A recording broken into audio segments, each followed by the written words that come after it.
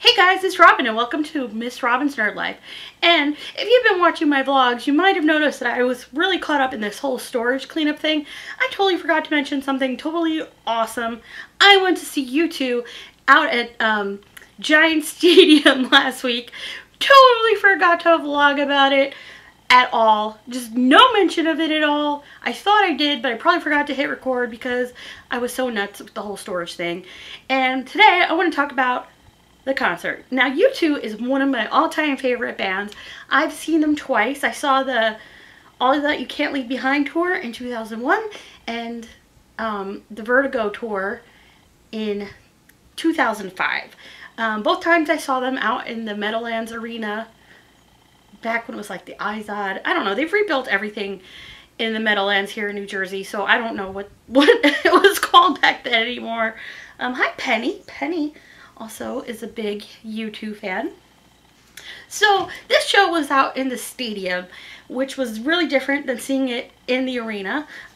It was also the Joshua Tree tour, 30 years after Joshua Tree, which to me is just one of the best albums ever.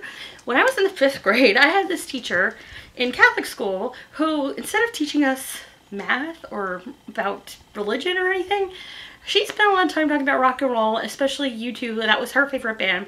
We had a poster, I remember, because I sat in the second row from the wall, of the Joshua Tree cover, which was like right near my desk. And she had a record player in the classroom because this is the 1980s.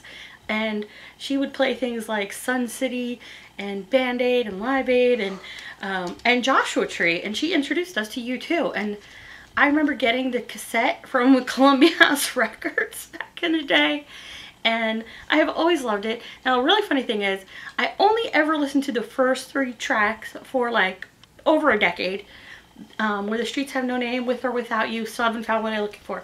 Then this song, Bullet the Blue Sky, came on, and I didn't like that song, so I would always rewind it. And then finally, even when I got it on CD, I would still do this.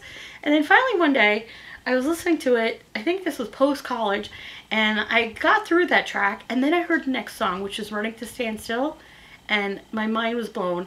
And then I heard the rest of the album, and I'm like, why haven't I been listening to this, you dummy? Really weird. So, Joshua Tree, one of my favorite albums from U2. My absolute favorite is probably All That You Can't Leave Behind, and also Ah Chung Baby. Those two, probably 2 of my favorites. I was a teenager in the 90s, so I think that's probably why. But I do love the 80s stuff so much. And they actually opened up the show with a lot of their classic 80s songs. I'm going to look up the set list right here. I have it. They opened up with Sunday Bloody Sunday, New Year's Day, Bad, Pride, and that was pretty cool. So they come out and they're playing in this little, it's like actually the Joshua Tree, the shape of this like catwalk out into the audience. They always have that at their shows. In one show, the first show I saw, it was a heart, the next one was a circle, this one was shaped like a Joshua Tree. So they started out and played those first few songs, and that was pretty cool. I really love all those songs. But the only bad thing about it was that this big screen was blank, and you know, we had really good seats. We were directly across from the stage, but like they were only this big, and they did not do a lot of close-ups or anything like that. So that was a little bit disappointing because you do kind of want to see them, and that's one of the benefits of these big arenas, is that even if you're like in the really high up seats, that you can see the band because of the screens. But they didn't really do that a lot in this show. And then they went into Joshua Tree, which is pretty cool, except there's a few songs that I didn't really like. What are the ones I don't like? I already mentioned Bullet the Blue Sky isn't my favorite. And then I think Exit is not one of my favorite songs either. And when they did Exit, it was really bizarre and it was making me a little bit dizzy. It was like strobe light, flashy stuff. So for a lot of the songs too, one of the reasons this show wasn't my favorite. I love U2, I love these songs, but there were a couple things about the show that weren't my favorite. Okay, so first, the sound at Giant Stadium was not good, and I've asked a couple people who were at the same show as me. I don't know if it was just this show. I thought it could have been because we were in a tier, like there was a level above. Penny, what are you doing? She's like scratching at the couch. Penny, stop that. You want your chicken? You want your chicken toy? You want this other toy? So And my toys back here are like falling down. This is a new setup for me. It is not working. I think Groot already fell too. So anyway, so the sound, we were in, like under this tier, so I thought maybe that was causing like this weird reverb kind of thing. But a friend of mine who was sitting over on this side and not under a tier said she also thought the sound was a little weird. Now, I had seen Bruce Springsteen last year at the same place and the sound was amazing. So there was something a little off about this show. So that was one thing that was not my favorite. So then once they got into Joshua Tree, the band went back up to the main stage and they started singing the songs from the album, but they also still didn't show themselves. They were like, it was like this amazing panoramic screen. So when The Streets Have No Name started playing, it was like it was like a road. So it was kind of like a dashboard cam vision of a road. And then the next one I think showed like a bunch of Joshua trees and burned forests and desert landscape. And then the third one was a big Grand Canyon scenery kind of thing. And it was interesting. And I thought maybe it was kind of symbolic because these were showing scenes from America, scenes of nature and the environment and why those things are important, and because I know all these things matter to U2 and Bono, and you know, it wouldn't be Bono if there wasn't a message, but you know, they were still only this big. So it's a little annoying when you pay a lot of money to see a band that you love, even though they have a good heart perhaps, that they're only this big.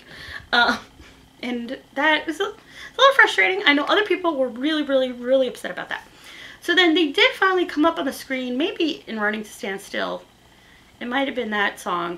And they were in black and white. And then in a couple other ones, they had black and white imagery up there. And we were like, is that because they don't want people to think that they look old? We're not sure. But, and there were a couple other ones, I think No Exit, where they were just doing like this really trippy, like strobe lighty effect. And I really don't enjoy that. And then another point later in the show, with another song, they had a lot of like, almost like hypnotic red and black stuff going on too, and that kind of was like making me dizzy. So like the visuals for the show just didn't do it for me, and the sound just it wasn't that great. Now that said, Bono singing, I thought like I was talking to the same friend of mine, we thought like in the beginning it was kind of okay, but by the end of the show, like his vocals were like killing. Like he still has it. The Edge, Larry, Adam, these guys can still play. They are solid. Even with the crummy sound, they still pretty much sound amazing. I found that if I did this, like, I wasn't getting like that echo or whatever, and I could hear them better. So that was pretty cool. Okay, one of my other things that was not my favorite has nothing to do with U2. It has to do with other people. I don't know what it is. Maybe it's just me. Every concert I go to, I seem surrounded by weirdos, like people who are just don't know how to dance. Like people who like, we're like, this isn't even the song yet, and you're up and dancing, and they're just like fist pumping to everything, even when it's not appropriate, like it's a slow song, and I'm just, I don't know, they're just weird. And when they do dance, they're like there was like a really older man shaking his booty, like it was almost twerking. It was just disturbing. I did not need to see that, okay? It's just very strange, and people sing really loud, and it's like, I can't even hear Bono, and I gotta hear you. So I was just like, oh. I mean, we were up and like dancing and stuff too, and singing along at parts, but sometimes just other people annoy me at concerts, and that's another reason I don't go to a lot of concerts. But anyway, so U2, they were still pretty cool. Some of my favorite things, unfortunately, were not the Joshua Tree portion of the event. One of my favorite moments was when they sang Beautiful Day. I had felt like, what was it before? It was Exit, Mother That Disappeared, Miss Sarajevo. So it was kind of like, meh, like the energy really went down for a bit. And then they came back with Beautiful Day. They were really cool visuals. There was like a rainbow. I'll put in a picture here. And it was really cool. That part I did enjoy. That is one of my favorite U2 songs. They played a whole bunch of songs of the encore: Miss Sarajevo, Beautiful Day, Elevation, Vertigo, Ultraviolet. Ultraviolet, they did this really cool tribute to women, which I really enjoyed. I thought that was so cool. It was just awesome. There were just little like flashes of all these really important women throughout history, and I just thought it was cool, from like the past to modern times, and I really appreciated that. Then they came back with one, and then they ended with this song that I don't even really know. It's called The Little Things That You Give Away. And I was kind of like, huh? And then the show ended, and we were like, is that it? Aren't they going to come back with, like, I don't know, something a little more upbeat? So it kind of ended on this downer, and we were just like, man, like there were a lot of lulls in the show for us. And that happens a lot at concerts. Like you get the songs you love and the songs that are special to you, and then songs you've never heard or songs you don't like. And you know, and usually with U2 in the past, that's never happened the last 2 times I saw them, but it kind of did bunch this show. But they did, I mean, they played so many of my favorite songs. I mean, they opened with Sunday Bloody Sunday, New Year's Day, Bad, Pride. Then they went right into Where the Streets Have No Name, I Still Haven't Found What I'm Looking For, With or Without You, Bullet the Blue Sky. Then Running to Stand Still, Red Mining Town, In God's Country. Those are all great songs. Trip Through Your Wires, which is kind of for me too. One Tree Hill, Exit, Mother Has Disappeared, and then the encore songs. And it wasn't really that long a show. After seeing Bruce last year, and I saw Bruce in one of his longest shows ever, you know, it kind of felt a little underwhelming. And it didn't feel as intimate as some of the other U2 shows I've seen. And I don't know if it's because it was in the stadium or because of the screen, like the lack of visuals. When I saw All That You Can't Leave Behind tour in 2001, it was maybe October 2001, right after 9/11. You know, and we're here in the New York, New Jersey area. We lost a lot of people. It was a really difficult time, and it felt so uplifting to see Bono. They ran this list of the names of people who were lost, and Bono was on the stage clutching a flag. And even right now, thinking about it, it makes me teary. But it just was so moving. Like, there was not a dry eye in the house.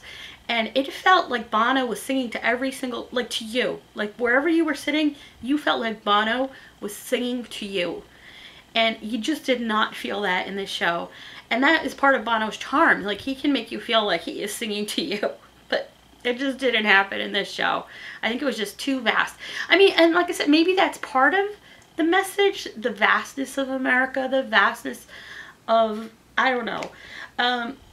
And there were some other weird imagery things. Like there was another song, I don't remember which one it was, where they had like this Salvation Army band in the background, and it was really weird. And there were a couple other tributes to like Native Americans and veterans, and it was all interesting. Very you know, very U2, very like every scene seemed to have a message, and you know, it's okay. I didn't mind it. Some people get offended or whatever by Bono always preaching, but I think Bono is a good guy, and U2, and like they seem like a good band. Like there's not a lot of drama about them. You don't see them in the tabloids and causing scandals or fights. They're like these 4 guys who started playing together when they were teenagers, and they're still a family, and that's pretty awesome. And they had said during that Ultraviolet that, while he was introducing that song, that all their wives and daughters were actually at the show too, and that's pretty beautiful, I think. So, you know, that was also one of my favorite moments, because that finally did feel like you were connecting to him. But it took almost to the end of the show to feel that, and that was a little weird and a little disappointing, because I really wanted to feel something, Bono. I wanted to feel that love that I know you have for all of us, but I just didn't feel it as much as in the last 2 shows where I saw U2, or the show last year where I saw Bruce Springsteen, and it made me a little sad. But, you know, overall, it's U2. They're entertaining. Edge just rocks so hard. At one point, Larry had on this really cool shirt, and they were showing him from behind. It was like New Jersey, New York, and we're like, yeah, it's so cool. It's awesome. And then getting out of there is a nightmare, which is another reason I'm so over concerts. Like, trying to get out of Giant Stadium after a show is such a nightmare. It's just a disaster. And all these tailgaters like leave such a mess. It's like, clean up after yourselves, people. Come on. So it's not even always the band that, like, it's the experience. Sometimes it just turns me off of concerts. So I don't go to that many of them. The last one, like I said, that I went to, I think, was Bruce last summer, which was amazing. I'll put a link at down below so you can see my reaction to that. I think it was just in one of my vlogs, maybe. But yeah. And I don't know. I don't know if I'm going to go to anything anytime soon. Unless maybe there's public transportation, because it's just too overwhelming, too crazy for me. I'm getting old. And that's kind of funny because the people at the show were a lot older than I was. I don't know. But comment down below. Let me know if you have ever seen U2. Do you have a favorite U2 song? I don't know if I have a favorite U2 song. It's kind of like the Beatles or Bruce. It's kind of like whatever I'm in the mood I'm in. And like I said before, All That You Can't Leave Behind and Joshua Tree, Octown Baby. Those are probably my favorite albums. And then there's a few other songs here and there that I absolutely adore. So yeah, that is my history with U2. It was really cool to get to see them again. We actually got our tickets pretty cheap. They were $75 for tier 1, which is pretty great for a concert in a stadium these days. So yeah, so let me know if you're a fan of U2 and all that. And I hope that you will hit this little circle that looks like my face and subscribe, because that would be really awesome. We're trying to get to 500 subscribers on this channel. And you can see some other reviews of stuff that I've done over here on this side. And I want to thank you so much for watching. And thanks for being awesome. Bye!